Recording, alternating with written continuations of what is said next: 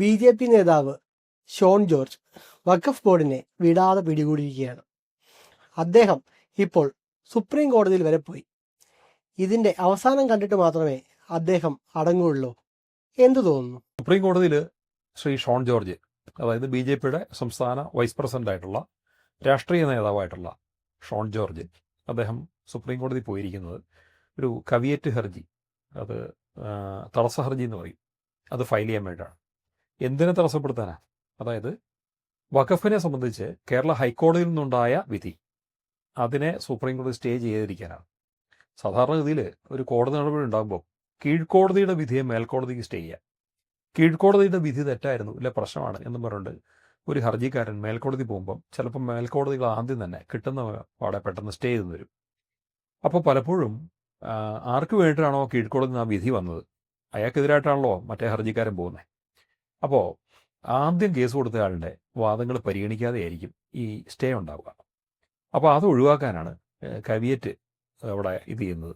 എന്ന് വെച്ചാൽ എൻ്റെ വാദങ്ങളും കേൾക്കണം എന്നാണ്. ഷോൺ ജോർജിന് അവിടെ എന്തെങ്കിലും പറയാനുണ്ടെങ്കിൽ ഷോൺ ജോർജ് പറയാനുള്ള കേട്ടിട്ട് മാത്രമേ സ്റ്റേ ചെയ്യാവുള്ളൂ. മാത്രമല്ല, ഷോണിന് പറയാനുള്ള കാര്യങ്ങൾ കാര്യമാത്ര പ്രസക്തമാണെങ്കിൽ ആ സ്റ്റേ കൊടുക്കാൻ പാടില്ല. ഇങ്ങനെയാണ് ഇവിടെ ഇപ്പോൾ എന്താ ഉണ്ടായിരിക്കുന്നത്? സമീപകാലത്ത് വഖഫ് ബോർഡ് നിയമവിരുദ്ധമായ 2 പ്രവൃത്തി ചെയ്തു. ഒന്ന്, മുനമ്പത്തെ ഭൂമി 14 ഏക്കറുണ്ട്, ആ വഖഫിൻ്റെ ആയിട്ട് അങ്ങോട്ട് ഉമീദ് പോർട്ടൽ രജിസ്റ്റർ ചെയ്ത് വെച്ചു. അത് വലിയൊരു പ്രശ്നമാണ്. കാരണം എന്ന് വെച്ചാൽ അവിടെയുള്ള ആൾക്കാർക്ക് സ്ഥലം വാങ്ങാനോ വിൽക്കാനോ പറ്റില്ല. വാങ്ങാൻ പറ്റും പുറത്ത്, അവിടെ ഒരാൾക്ക് പോയിട്ട് എനിക്ക് പോയിട്ട് സ്ഥലം വാങ്ങാൻ പറ്റില്ല. നിയമാനുസൃതമായിട്ട് ആർക്കും വാങ്ങാനും വിൽക്കാനും പറ്റുന്ന സ്ഥലങ്ങളായിരുന്നു, അത് പറ്റാണ്ടാക്കി.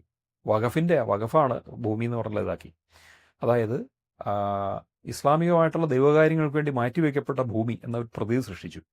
ശരിക്ക് ഒരു തിരുവിതാംകൂർ രാജകുടുംബം പാട്ടത്തിന് കൊടുത്ത ഭൂമിയാണ്. ഈ പാട്ടത്തിന് കൊടുത്തു എന്ന് പറഞ്ഞിട്ട് വഖഫാവില്ല. അത് മുസ്ലിം പാട്ടത്തിനെടുത്താലും വഖഫാവില്ല. പക്ഷേ പാട്ടത്തിനെടുത്തയാൾ പിൽക്കാലത്ത് സ്വന്തം പേരിലാക്കാൻ ശ്രമം നടത്തിയും കൂട്ടത്തിൽ വഖഫാക്കാൻ ശ്രമം നടത്തി. ഇങ്ങനെയൊക്കെ സംഭവിച്ചതാണ്. അവിടെയാണെങ്കിലോ എത്രയോ മനുഷ്യർ, 100-100 മനുഷ്യർ അവിടെ താമസിക്കുന്നുണ്ട്. അവർക്ക് അവിടെ ഭൂമിയിൽ അവകാശങ്ങളുണ്ട്.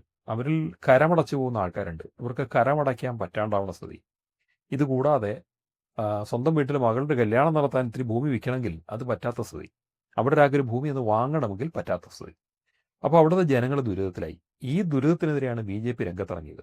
അവിടുത്തെ ജനങ്ങളുടെ ദുരിതം പരിഹരിക്കാനാണ് രംഗത്തിറങ്ങിയത്. വഖഫിൻ്റെ പേരിൽ മുൻ കേന്ദ്ര സർക്കാരിൻ്റെ, അതായത് ഇപ്പോഴത്തെ അല്ല, 2014 വരെ ഇന്ത്യ ഭരിച്ച 10 വർഷം ഭരിച്ച മൻമോഹൻ സിംഗ് സർക്കാരിൻ്റെ ഭരണകാലത്ത് 2011 സമയത്ത് ഒരു കരിനിയമം കൊണ്ടുവന്നു വഖഫിൽ. അതായത് വഖഫ് ബോർഡിലെ ആൾക്കാർക്ക് ചില ഭൂമി കണ്ടിട്ട് ഇത് വഖഫാണെന്ന് തോന്നിയാൽ അവർക്ക് പിടിച്ച് വഖഫാക്കാം. അങ്ങനെ ഇത് വലിയൊരു കരിനിയമമാണത്. അങ്ങനെ ഇന്ത്യയിൽ പല സ്ഥലങ്ങളിലും ക്ഷേത്രഭൂമികളൊക്കെ വഖഫായിട്ട് മാറി. ഇത് പലയിടത്തും തമിഴ്നാട്ടിലൊക്കെ പ്രശ്നം ഉണ്ടായിട്ടുണ്ട്. ഒരു ഗ്രാമം മുഴുവൻ വഖഫായിട്ട് അങ്ങ് പ്രഖ്യാപിക്കുകയാണ്. അവിടെ ക്ഷേത്രങ്ങളുണ്ട്, അവിടെ വഖഫിന് ഒരു ബന്ധമില്ലാത്ത സ്ഥലങ്ങളാണ്. അതുപോലെ തന്നെ മുനമ്പത്തെ ഭൂമിയിൽ വഖഫിൻ്റെ ഇത് വന്നു. തളിപ്പറമ്പിലും ഇങ്ങനൊരു വിഷയമുണ്ട്. തളിപ്പറമ്പിൽ 400 ഏക്കർ ഭൂമി വഖഫായിട്ട് പോർട്ടൽ കഴിഞ്ഞിട്ട് രജിസ്റ്റർ വെച്ചിട്ടുണ്ട്. അപ്പോൾ ഇങ്ങനത്തെ കുഴപ്പങ്ങളൊക്കെ ഉണ്ടായപ്പം അതിനെതിരെ ഷോൺ ജോർജ് രംഗത്ത് വന്നു. കാരണം ഈ കരിനിയമം റദ്ദ് ചെയ്യാനായിട്ട് കേന്ദ്ര സർക്കാർ വേറെ നിയമം കൊണ്ടുവന്നായിരുന്നു. അപ്പോൾ പുതിയ നിയമത്തിൽ ഒരു സംഭവം പറയുന്നുണ്ട്, അന്യമതക്കാരെയും കൂടി ഈ വഖഫ് ആക്ടിവിറ്റി അഫക്റ്റ് ചെയ്യുന്നു എന്നുള്ളതുകൊണ്ട് ഇനി അങ്ങോട്ട് ആ വഖഫ് ബോർഡിൽ അന്യമതക്കാരും കൂടെ വേണം, അമുസ്ലിങ്ങളും കൂടെ വേണം എന്നുള്ളതാണ്. അപ്പോൾ അങ്ങനത്തെ ഒരു പൂർണ്ണമായ വഖഫ് ബോർഡ് ആവണമെങ്കിൽ അത്തരം ആൾക്കാരും ഇവിടെ വേണം. അങ്ങനത്തെ ആൾക്കാരില്ലാത്ത ക്രൈറ്റീരിയ അനുസരിച്ച് പൂർണ്ണമല്ലാത്ത ഒരു വഖഫ് ബോർഡാണ് ഇപ്പോൾ ഉള്ളത്. ആ വഖഫ് ബോർഡ് ഇരുന്നുകൊണ്ട് ആൾക്കാരുടെ ഭൂമിയൊക്കെ വഖഫാക്കി പോർട്ടൽ രജിസ്റ്റർ ചെയ്യുമ്പോൾ അങ്ങനെ ഒരു അധികാരമില്ല. അധികാരം ഉണ്ടാവണമെങ്കിൽ ആ ബോർഡ് പൂർണ്ണമായിരിക്കണം. ആ ബോർഡ് പൂർണ്ണമല്ല. ഇതും പറഞ്ഞുകൊണ്ടാണ് ഷോൺ കോടതിയിൽ പോയത്. കോടതി അംഗീകരിച്ചു. കോടതി ഇവിടെ മറ്റാൾക്കാരെ ആവശ്യത്തിന് ആൾക്കാരെ നിയമിക്കാത്ത ആ ബോർഡിനെ, ഏതൊക്കെ അംഗങ്ങളാണോ ക്രൈറ്റീരിയ അനുസരിച്ച് ഉണ്ടാവേണ്ടത് അവരൊക്കെ വരാത്ത ആ ബോർഡിനെ അതിൻ്റെ പ്രവർത്തനം മരവിപ്പിച്ചു. ഇനിയിപ്പോൾ ആ ബോർഡിന് കയറിയിട്ട് ചാടിക്കയറി എവിടെയെങ്കിലും ഭൂമി വഖഫാക്കാനോ അല്ലാണ്ടാക്കാനോ പറ്റില്ല. അപ്പോൾ എന്ത് ചെയ്തു? ഇവിടെ അതിനെതിരായിട്ടുള്ള നീക്കങ്ങളുമായിട്ട് ചില സുപ്രീം കോടതിയിലേക്കൊക്കെ പോകണം. അങ്ങനെ പോകും എന്നുള്ളതുകൊണ്ട് അങ്ങനത്തെ ഒരു നീക്കം വരുമ്പോൾ അവിടെ ഒരു സ്റ്റേ വരാതിരിക്കാൻ അതിനെ തടയിടാൻ വേണ്ടിയിട്ട് ഷോൺ ജോർജ് മുന്നേ പോയി. ഇവിടെ എന്താണ് സംഭവിക്കുന്നത്? ഒന്നാമത്തെ കാര്യം, പല പല വാദങ്ങൾ വരുന്നുണ്ട്. ഈ വഖഫ് ബോർഡിൽ അമുസ്ലിങ്ങൾ വരുമ്പോൾ അവർ തിരിച്ചു ചോദിക്കുന്നത്, നിങ്ങൾ ദേവസ്വം ബോർഡിൽ അമുസ്ലിങ്ങൾ വരണ്ടോ, അമ്പല കമ്മിറ്റി വരണ്ടോ എന്നൊക്കെയാണ്. അമ്പല കമ്മിറ്റിയിൽ അമുസ്ലിങ്ങൾ വരുന്നില്ല. അല്ല, അമ്പല കമ്മിറ്റി മുസ്ലിങ്ങൾ വരുന്നില്ല. പക്ഷേ പള്ളിയുടെ മഹല്ല് കമ്മിറ്റി എന്നുള്ളതിനകത്ത് അമുസ്ലിങ്ങളും വരുന്നില്ല. അത് ഓരോ പ്രദേശത്തൊക്കെയുള്ള ഓരോ അമ്പലങ്ങളുടെ കമ്മിറ്റിയിൽ അതാത് ക്ഷേത്രങ്ങൾക്ക് ഇനി ഒരു പ്രൈവറ്റ് ക്ഷേത്രം അവർക്ക് തോന്നുകയാണ് ഒരു മുസ്ലിമിനെ ഉൾപ്പെടുന്നതെന്ന് വെച്ചാൽ കുഴപ്പമൊന്നുമില്ല. ആ ക്ഷേത്രത്തിൻ്റെ അവിടുത്തെ നയ പരിപാടി വെച്ചിട്ട് വേണമെങ്കിലൊക്കെ ആവാം. പക്ഷേ ദേവസ്വത്തിൻ്റെ കേസിലാകുമ്പോൾ അങ്ങനെ പറ്റില്ല. എന്നാൽ ദേവസ്വം എന്തിനുള്ളതാണ്? ദേവസ്വം എന്ന് പറഞ്ഞാൽ ഇങ്ങനെ ഭൂമി പിടിച്ചെടുത്ത് ഇതാക്കുന്ന സംഭവമൊന്നുമല്ല. പണ്ടേ അമ്പലങ്ങൾക്ക് കുറച്ച് ഭൂമിയുണ്ട്, ഉള്ളത് നഷ്ടപ്പെടുക മാത്രമേ ചെയ്തിട്ടുള്ളൂ. പിന്നെ ക്ഷേത്ര ആചാരങ്ങൾ സംരക്ഷിക്കാനാണ് ബോർഡ്, അല്ലാതെ ഇതിൻ്റെ ഭൂമി എന്ന് പറഞ്ഞാൽ കാത്തു സൂക്ഷിക്കാനുള്ള സംവിധാനമൊന്നുമല്ല. ക്ഷേത്രങ്ങളുടെ അഡ്മിനിസ്ട്രേഷൻ, അവിടെ പൂജാതി കാര്യങ്ങൾ ശരിയായിട്ട് നടക്കണ്ടോ, ഇതാണ്. അത് പൂർണ്ണമായിട്ടൊരു ഹിന്ദു മാറ്ററാണ് എന്നുള്ളതുകൊണ്ട് അഹിന്ദുക്കളെ അതിനകത്ത് നിയമിക്കില്ല. അതേസമയം വഖഫ് ബോർഡിൻ്റെ പ്രവർത്തനങ്ങൾ അനേകം അമുസ്ലിങ്ങളെ ബാധിച്ചു എന്നുള്ളതുകൊണ്ടാണ് അമുസ്ലിങ്ങൾക്ക് അവിടെ ഒരു പ്രാതിനിധ്യം വരുന്നത്. ഇത് ഷോൺ ജോർജ് വളരെ വ്യക്തമായിട്ട് ഇതിനെക്കുറിച്ചുള്ള പത്രസമ്മേളനം വിളിച്ചപ്പോഴും അദ്ദേഹത്തിൻ്റെ ഫേസ്ബുക്ക് പോസ്റ്റിലും വ്യക്തമായിട്ട് പറഞ്ഞു. ഇതൊക്കെ കൂടാതെ എന്തുകൊണ്ടാണ് താൻ കവിയേറ്റ് പോയത് എന്നും കൂടെ പറഞ്ഞു. വഖഫ് ബോർഡ് നിയമാനുസൃതമായിട്ടാണ് പ്രവർത്തിക്കുന്നത്.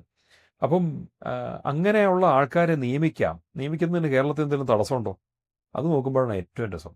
കേരളത്തിൻ്റെ മുൻ മുഖ്യമന്ത്രിയായിട്ടുള്ള പിണറായി വിജയൻ അദ്ദേഹം തന്നെ പറഞ്ഞത് നിയമാനുസൃതമായിട്ട് തന്നെ ഇത് സംഘടിപ്പിക്കുന്ന എന്താണ് ഇപ്പോഴത്തെ കേന്ദ്ര നിയമം അതനുസരിച്ച് സംഘടിപ്പിക്കും എന്ന് അദ്ദേഹം മുമ്പ് പറഞ്ഞിട്ടുണ്ട്. ഇക്കാര്യം ഷോൺ ജോർജ് ചൂണ്ടിക്കാണിക്കുന്നുണ്ട്.